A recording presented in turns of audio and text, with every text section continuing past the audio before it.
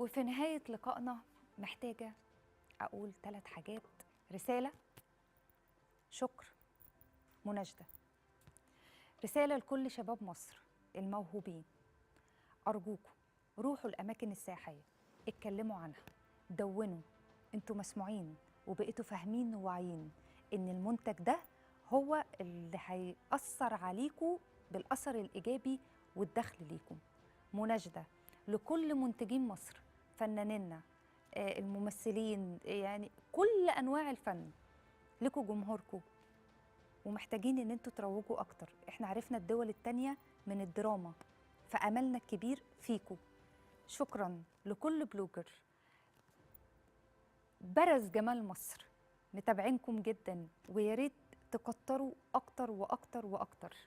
مستنياكم كل يوم 3 الساعة 12:30 والقعدة الساعة 2 في ملف سياحي آخر. إلى اللقاء.